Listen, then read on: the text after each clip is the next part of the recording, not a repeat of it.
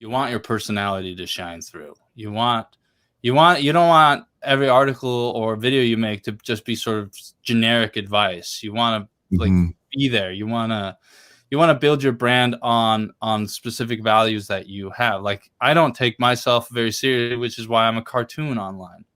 You know, I don't take, like, I like encouraging people and being positive, which is why I just simply hate the sort of, you need $10,000 worth of gear in order to even be allowed to make a record, which is like, that's not your, they don't have permission. You don't need their permission in order to do any, to make your music and all that. So I take a stand against them, sort of the old curmudgeon-y old guard, whoever they are. Right.